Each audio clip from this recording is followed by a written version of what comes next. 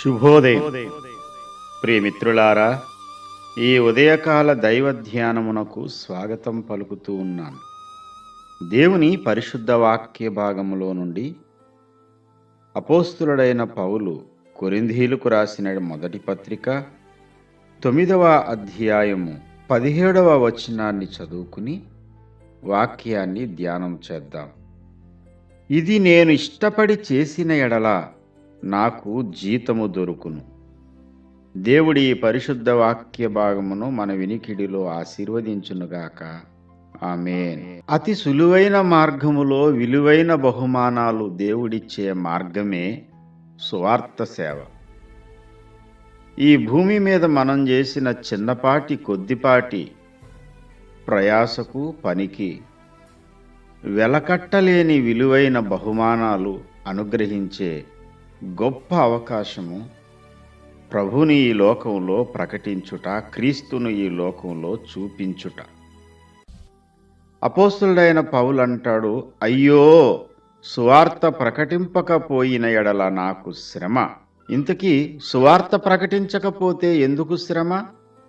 ప్రియమిత్రులారా, పరలోక బహుమానము కొరకు మనము సువార్త ప్రకటించాలి అనే మాట ప్రక్కన పెడితే, అపోస్తులుడైన పౌలు హృదయములో సువార్త కొరకైనటువంటి భారము, నశించిపోతున్న ఆత్మల కొరకైన ధ్యాస తన హృదయము నిండా నిండుకుని ఉంది. ప్రియమిత్రులారా, అనుదినము వేల కొలది ప్రజలు నరకాగ్ని జ్వాలల వైపు ప్రయాణం చేస్తూ ఉన్నారు. నీకు దేవుడు విలువైన రక్షణను ఉచితముగా అనుగ్రహించాడు. పాప మరణముల నియమము నుండి, పాప బంధకాల నుండి విడిపించి తన ఉన్నత రాజ్య పౌరునిగా నిన్ను ఆయన చేశాడు. మరి నీవలే ఇతరులు కూడా మేలు నొందాలనే ఆశ, కోరిక నీకున్నట్టయితే తప్పకుండా ఇతరుల రక్షణ కొరకైనటువంటి ఆశతో, ఆసక్తితో ముందుకు సాగుతావు. దేవుని కార్యము ఇష్టపడి చేయడం అనేది చాలా ముఖ్యం. రోమీలకు రాస్తూ అపోస్తులుడైన పౌలు ఈ మాట అంటాడు, అవును వారిది ఇష్టపడి చేసిరి. అవునండి, దేవుని కార్యము మనము ఇష్టపడి చేయాలి. నేను ఒకవేళ ఇష్టపడకపోయినా నాకైతే బాధ్యత అప్పగించబడింది అంటాడు పౌలు భక్తుడు.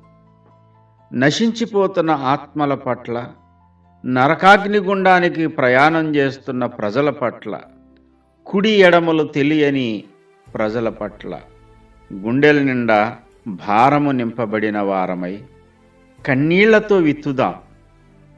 పిడికెడు విత్తనములు చేతపట్టుకుని కన్నీళ్లు విడుచుచూ విత్తుచూ పోవువాడు సంతోష గానములతో పంటను కోసుకుని వస్తాడు. ప్రియమిత్రులారా, మనము ఆ ఉన్నతమైనటువంటి బహుమానాన్ని, నిత్యము నిలిచే బహుమానం అది, యుగయుగాలు దేవుడు అనుగ్రహించేటువంటి ఘనత అది.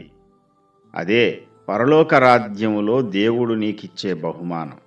ఆ ఉన్నతమైన విలువైన బహుమానం పొందడానికి అతి సులువైన మార్గమే ఈ సువార్త సేవ గనుక సమయమనక అసమయమనక నీకు తెలిసినంత వరకు నీ యొక్క ఎరుకలో ప్రభు మాటలు ప్రకటించు.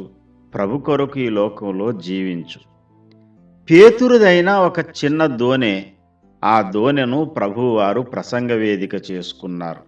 అవును, నీ వ్యాపార స్థలమే ప్రభువుకి ప్రసంగ వేదిక కావాలి. నీ పరిసర ప్రాంత ప్రజలకు సువార్త వేదిక కావాలి. నీవే ఒక నడిచే సువార్తగా మారాలి. నశించిపోతున్న ఆత్మలను ప్రభు చెంతకు తేవాలి. అట్టి గొప్ప భాగ్యము, అట్టి భారము దేవుడు ఈ ఉదయకాలం మన హృదయాలలో నింపునుగాక. ఆమేన్.